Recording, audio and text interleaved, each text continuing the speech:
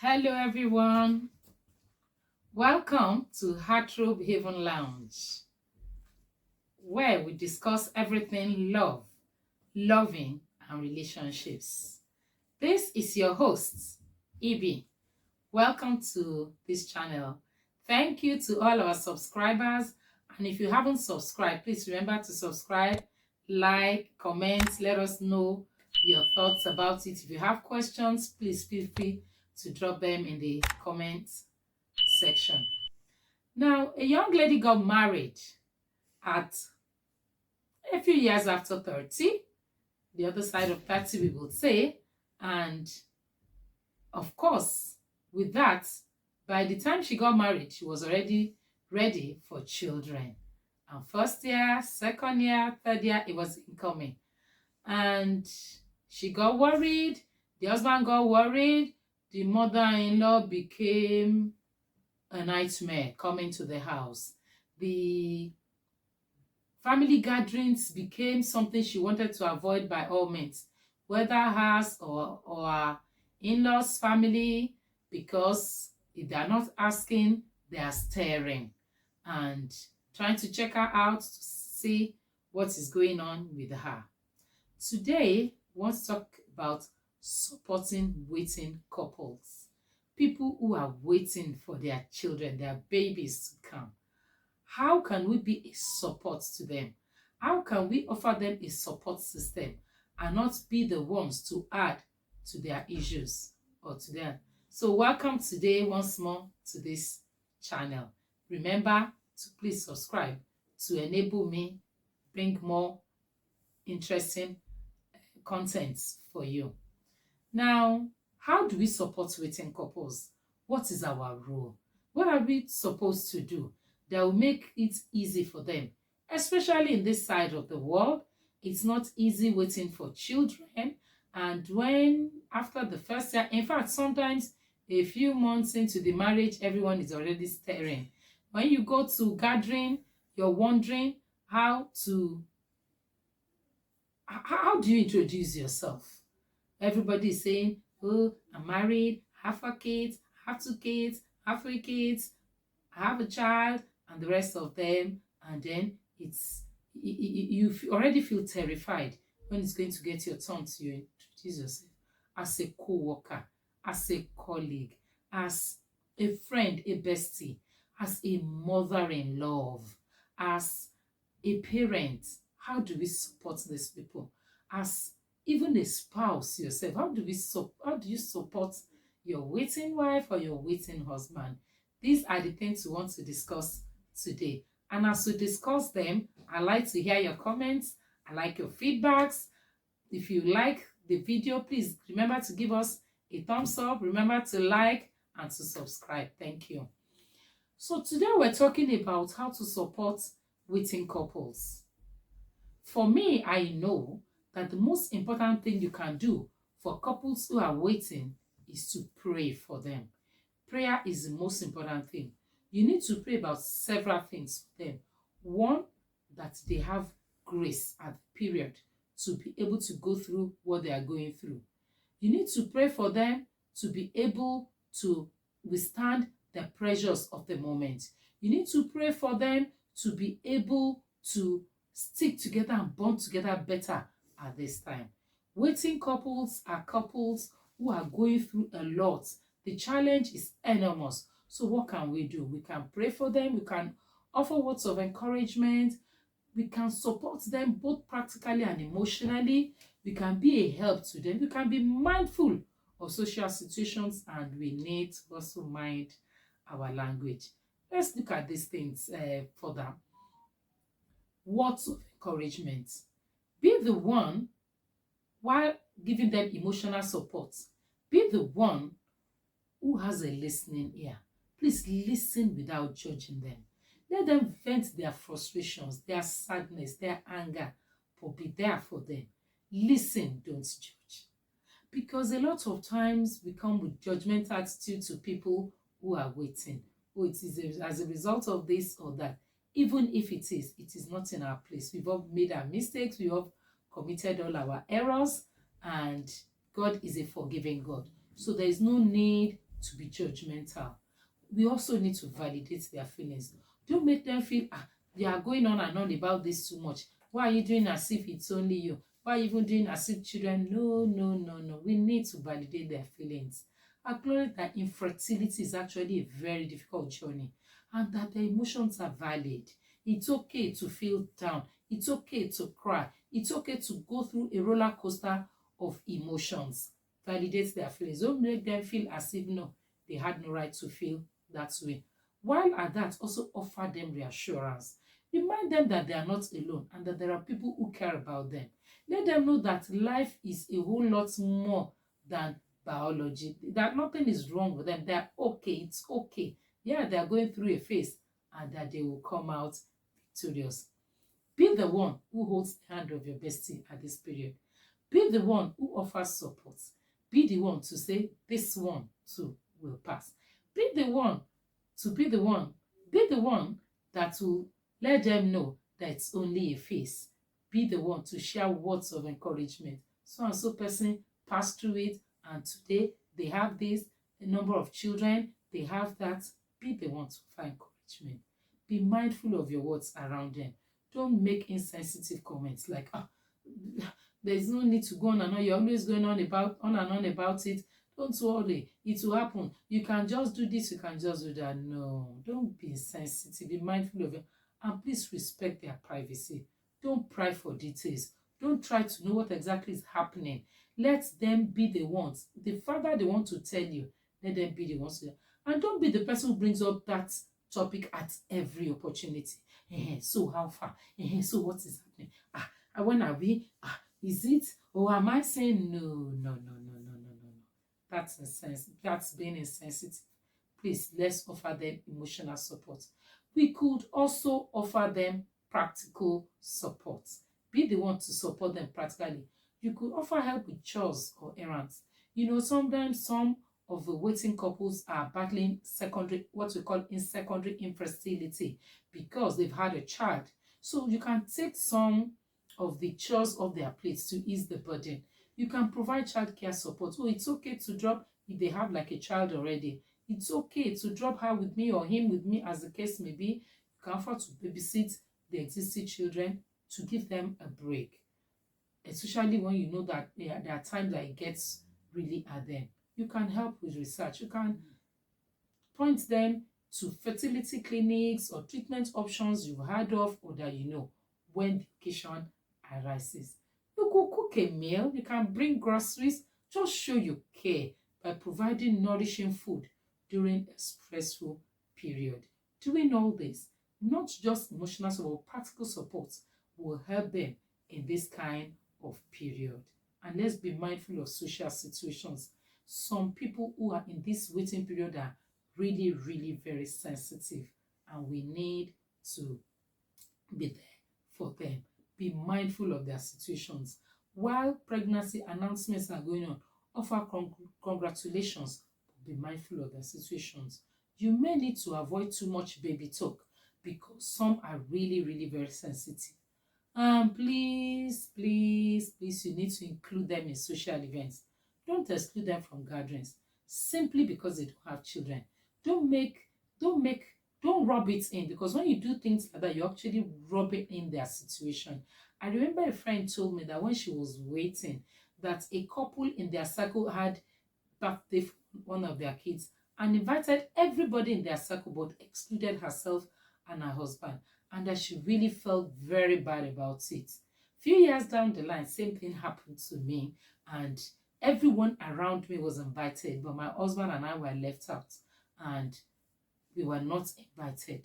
He didn't bring a good feeling when I discovered, because I actually didn't know until a relative told me that, oh, actually they will be going for so and so person's child's birthday, and I realized that we had not been invited, and almost every other person was invited. It's not okay. It makes it rubs in your situation and creates like it creates a barrier that it's like a stigmatization. Please, let's not do it. We could also offer other supports. You can, if for example, if it's your bestie going through, you can offer Oh, if you need to go for appointments and I'm available, I'll be glad to drive you there. Of course, when you are there, be there as a support, not to go into the doctor unless she or he specifically requests such from you. Don't ask, so what did the doctor say? So what is the situation? No, no, no, no. And let us respect boundaries. We really, really need to respect boundaries. If they seem overwhelmed, give them space, but let them know that you're still there for them. Remember, the most important thing at this period is to be a supportive friend, is to be a supportive relative, a supportive sibling, a supportive parent, co-worker, colleague, or neighbor. Let them know you care and you are there for them on their journey. Don't make them don't make them feel bad, and don't let it look as if it's the end of the world. You know, we need to really be very sensitive about these things. And as we offer our help and support, it will lighten their body. It will make it easier for them to go through it. Another thing you can do is to be a help. You can be a help. You can be infertility treatments are really, really expensive. If you really want to help, you can offer to pay for treatment if you can't afford it. God bless the memory of our dear sister who was doing such. Even though she didn't have kids of her own, she was paying for people to do IVF and such others. You could be a help. You don't even need to go through infertility to offer this kind of assistance to people. Be a help to them. Be a help to them. You can offer to pay for treatments. You can offer anything that you actually can do to make it easier for them to go through this period. It really will be good. And let's mind our language. Let's mind our language. Some of us deliberately go out of our way to use offensive languages to these people. No, I'm not talking about you just talk and maybe it didn't seem sensitive. Even if it didn't come out right, if you didn't mean to hurt the person, you just offer your apology when the occasion requires. But some of us deliberately go all out to drop words that are, and actually I think people who do that actually do it out of ignorance. Only God gives children. It's not about you. Nobody can make children, nobody can manufacture children. Even medical science, as advanced as it is, has not been able to do that. Oh, they could do one or two things to assist the situation. Only God knows, and only God gives children. So let's mind our language. You brought a man like you to, no, no, no, no. Those are not languages that should. Two of you, no, no, no, please. Let's be very, very mindful of our language. And can I speak specifically in this period to spouses? Especially, can I start with the husband?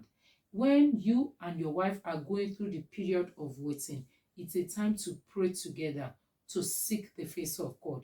It's a time to go all the way and not to let the devil actually tries to use infertility to divide couples, to separate couples, to break up homes. Let our homes not be the one that the devil breaks. Let this time be a time that you bond closer together, because there is no way you're praying together, you're seeking the face of God on the issue, that you will not bond closer together. Pray together, seek the face of God together, and you will come out, it will end in praise. Please, husbands, at this time, you need to protect and shield your wife. Shield your wife from people who really want to worsen what she is going through.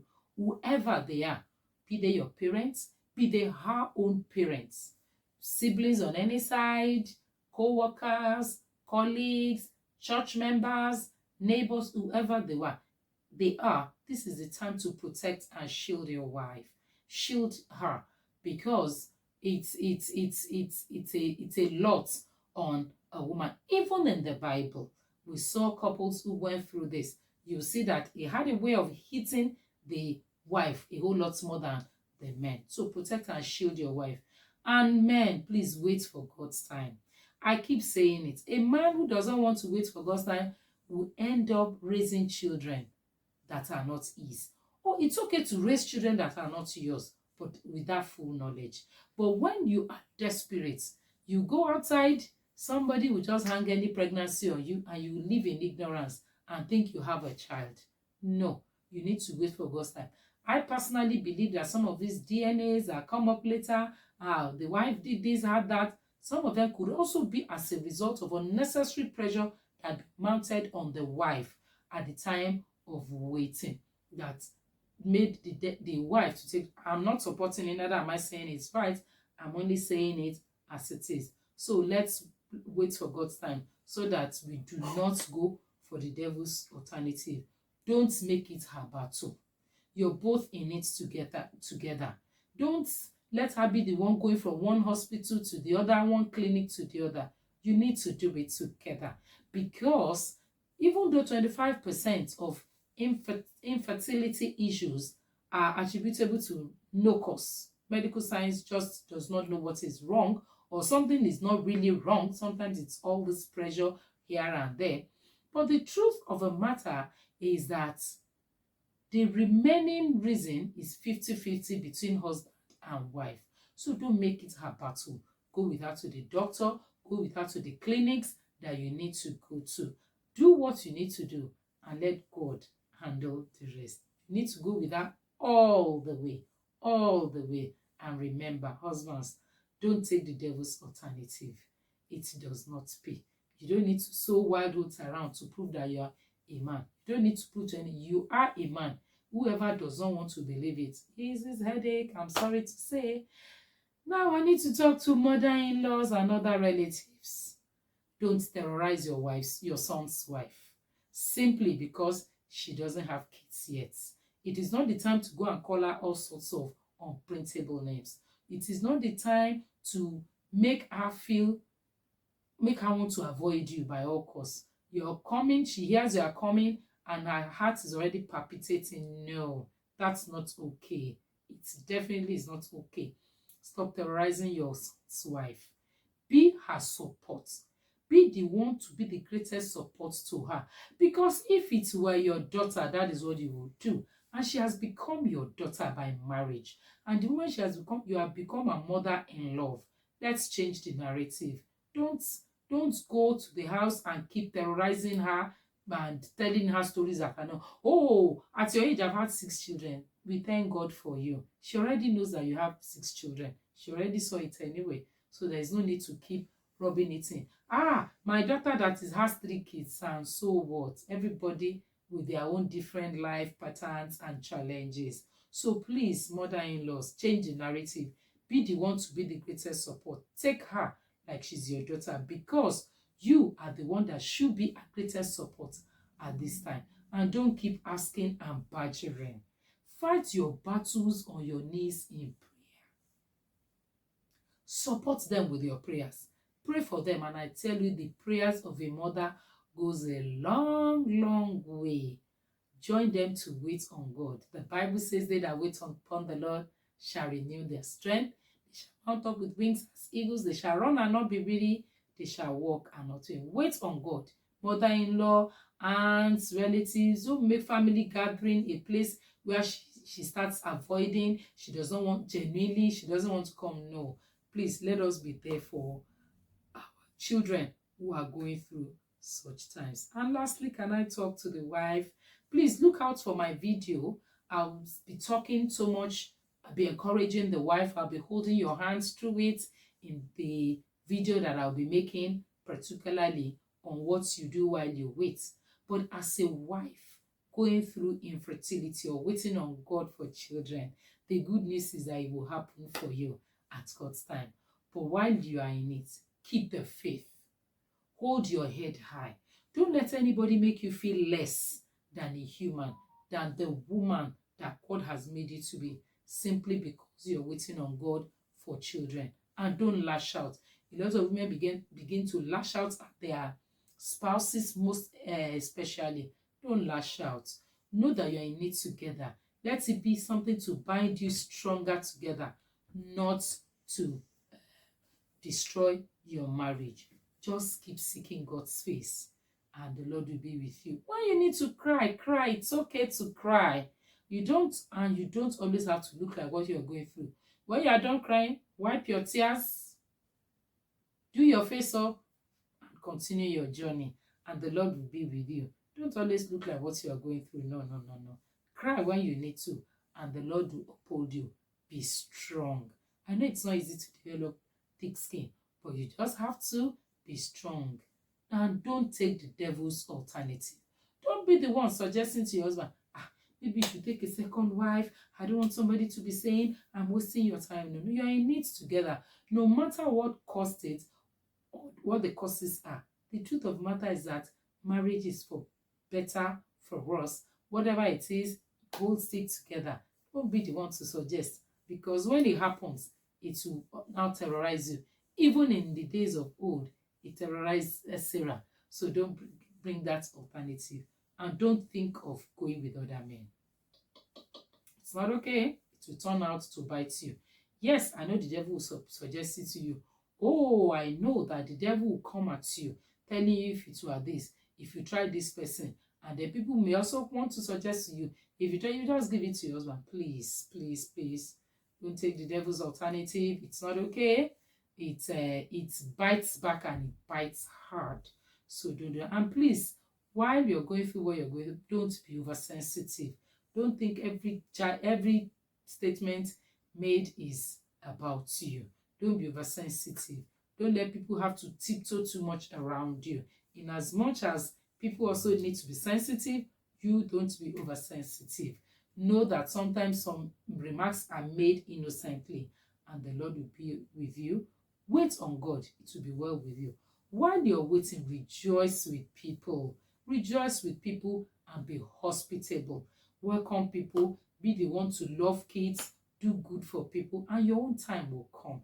And when it comes, it will be nice. It will be good. You'll be able to rejoice. Rejoice with those who rejoice. One of the things the devil tries to do when you're in this kind of season is to want to make you to back off. You don't want to go to gatherings where babies are being celebrated. You don't want to attend baby showers. It's okay to cry. It's okay.